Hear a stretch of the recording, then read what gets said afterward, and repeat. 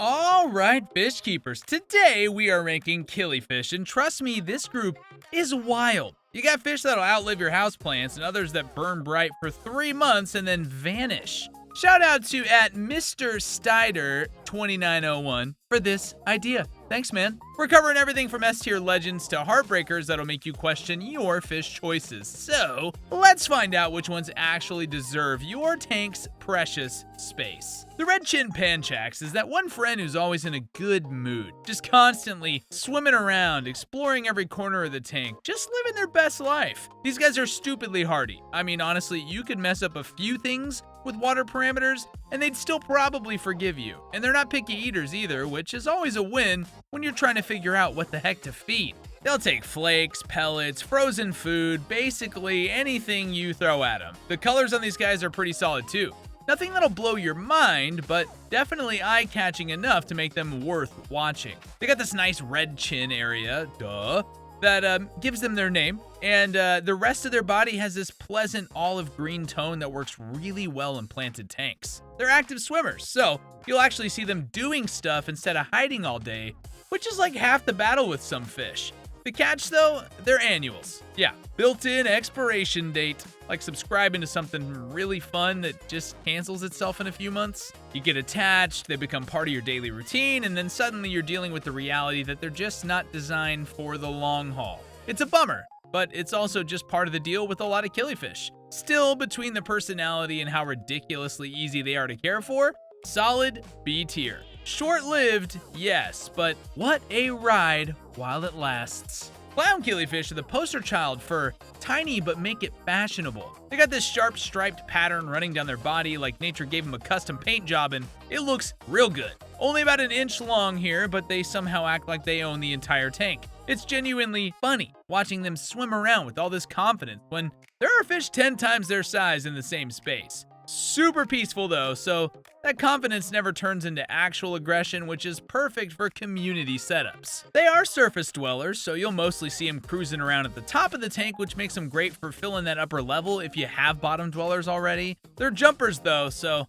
you really do need a tight lid or you'll find them on the floor when you wake up, which is never a fun discovery. Easy to care for, super forgiving with water parameters, and they'll breed pretty readily if you give them the right setup. If you're not paying attention, you'll wake up one day with like 50 babies swimming around. They're egg scatterers, so if you want to raise the fry, you need some floating plants or some spawning mop, but even without trying, you'll probably get a few survivors. They eat pretty much anything small enough to fit in their mouths. Micro pellets, crushed flakes, baby brine shrimp, daphnia, they're not picky at all. Perfect for nano tanks since they don't need a ton of space, and they're honestly great for beginners who want something a little more interesting than the usual guppies and tetras. That is a solid, dependable A tier right there. Gardner's killifish is what happens when evolution just nails it. Beautiful, calm, hardy, and wait for it, not annual. That's right, you can actually keep them long enough to, form an emotional attachment. Wild concept for killifish, I know. Most of the time with these fish, you're on borrowed time from day one, but Gardner's breaks the pattern and makes it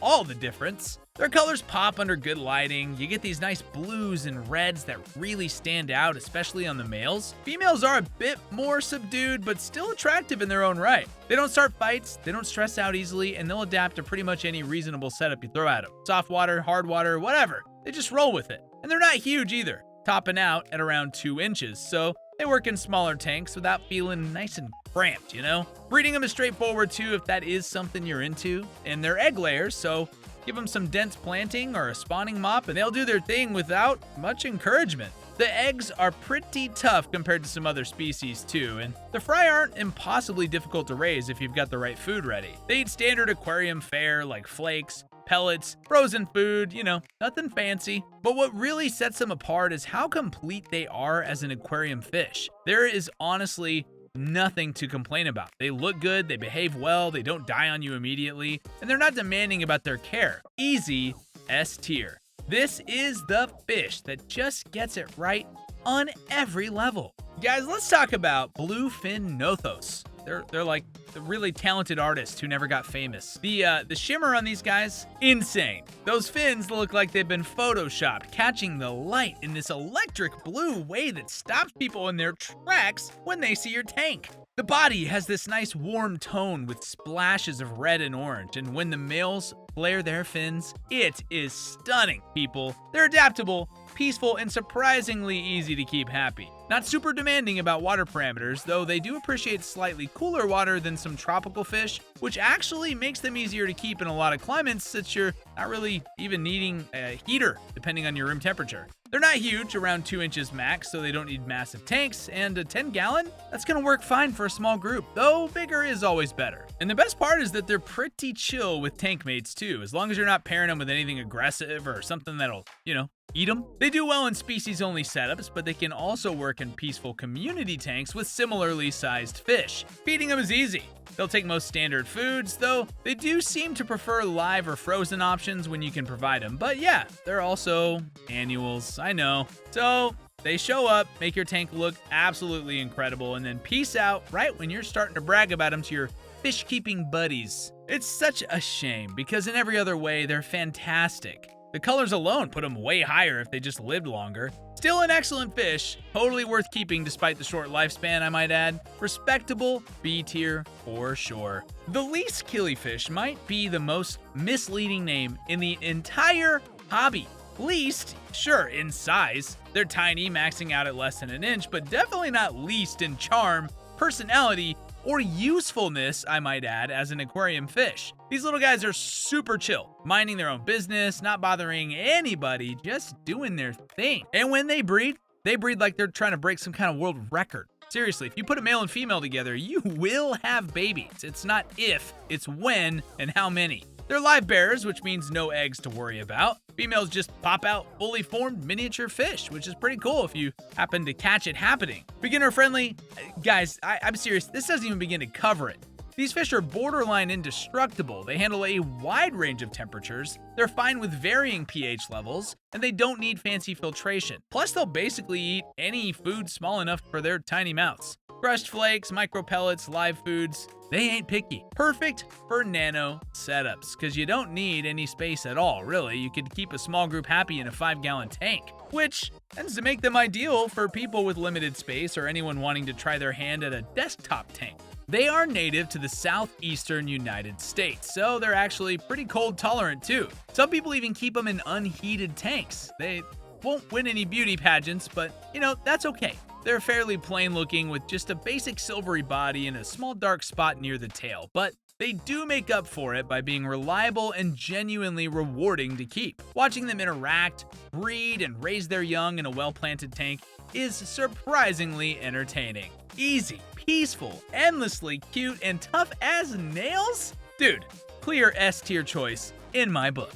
The Golden Wonder looks like it's a golden retriever in fish form, all shiny and friendly looking and way too confident for its own good.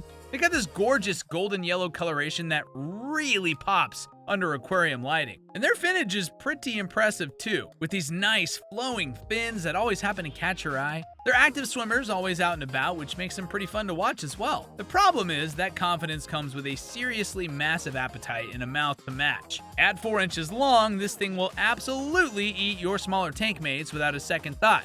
You think you're adding a beautiful showpiece to your community tank, and suddenly you're like, wait, where did all my guppies go? And you find the Golden Wonder looking suspiciously satisfied. They're ambush predators by nature, and they will 100% utilize that skill set if given the opportunity. I mean, anything that fits in their mouth is fair game, and they've got a bigger mouth than you'd expect, so yeah. Great as a solo centerpiece in a species-only tank or paired with other fish their size or larger that can actually hold their own. They're actually pretty easy to care for otherwise, hardy, not super picky about water conditions, and eats pretty much anything meaty that you offer. And they're not annual either, which is a nice bonus since they can live several years with proper care. But that predatory nature really limits where you can use them, and for a lot of people, that is a deal breaker. If you got the right setup, they're genuinely awesome fish. If you're running a peaceful community tank, keep looking. Gorgeous but dangerous gets a cautious C tier from me.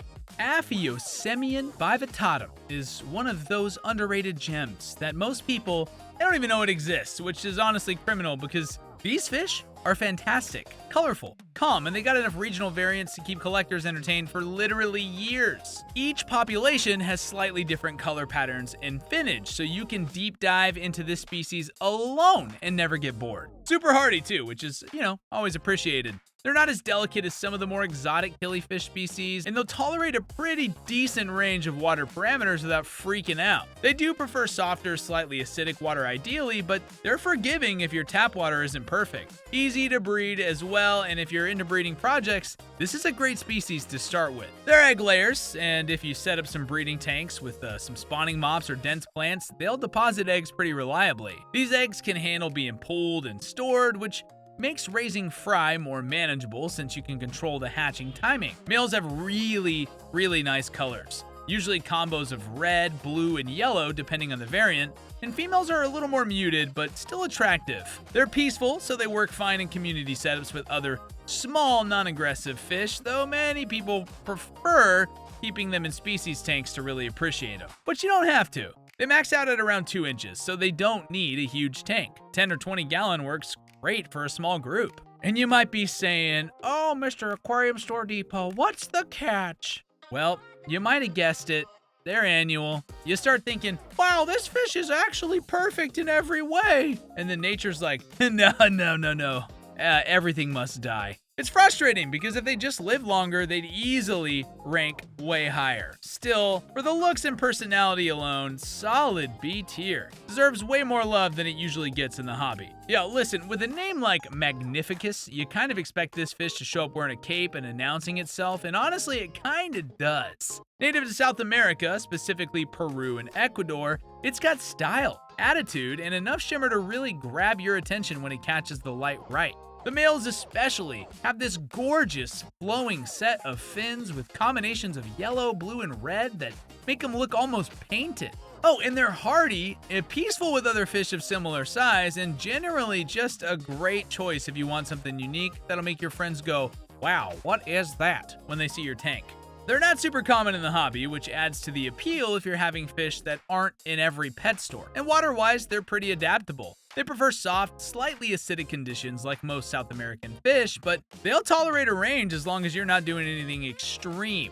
They eat pretty much any standard aquarium food, though like most killifish, they really do appreciate live or frozen foods when you can offer them. Watching these guys hunt down like some live blackworms or brine shrimp is genuinely entertaining. And they're not huge. They're around 2 to 3 inches, so you don't need a huge, massive, overgrown tank. A 20 gallon would give a pair or a small group like plenty of space. It does earn that B tier spot for some serious flair and personality. The Guentheri Killifish is the reliable coworker of the aquarium world. Never late, never starting drama, always just solid. You know what you're getting with these fish, and sometimes the consistency there is exactly what you want. Easy to care for, peaceful with tank mates, genuinely nice fish that don't cause problems. They got decent coloration too. Males show off some nice blue and red tones. Nothing that'll blow your mind, mind you, but definitely pleasant to look at. These little fellas are native to parts of Africa, and they're pretty adaptable to different water conditions, which makes them forgiving for beginners or anyone who doesn't want to obsess over parameters. And who could blame you? They do fine in community tanks with other peaceful species, and they're not aggressive even during breeding, which is really refreshing. Oh, and speaking of breeding, if you give them some plants or spawning mops, they'll reproduce without much encouragement. The fry aren't impossible to raise either if you've got some infusoria or other tiny foods ready for them. They stay relatively small at around 2 inches, so you don't need a massive tank to keep them happy. A 10 gallon will work for a small group, and I do have to say, always more space is always better, but you know what I mean. 10 will work, but if you can go bigger, why not? And they're active during the day, so you'll actually see them swimming around and interacting, which is half the fun of keeping fish, right? They eat all the standard foods without any fuss. Flakes, pellets, frozen foods, live foods, whatever you got. If they weren't annuals, they would rank so much higher on this list. The short lifespan is really the only significant downside, and that's enough to keep them from reaching the top tiers. But even with that limitation, they're a great pick if you want a low-maintenance killifish experience that doesn't come with a steep learning curve. Not the flashiest species out there, but they always deliver on being dependable, attractive, and easy to keep. Dependable B-tier energy all the way. The Rachovi Killifish looks like someone accidentally spilled neon paint on a fish and went, you know what, actually that works. Bright orange and blue coloration that genuinely pops even in a crowded tank. I mean, these fish stand out. The males especially are stunning with those vivid colors and elaborate finish that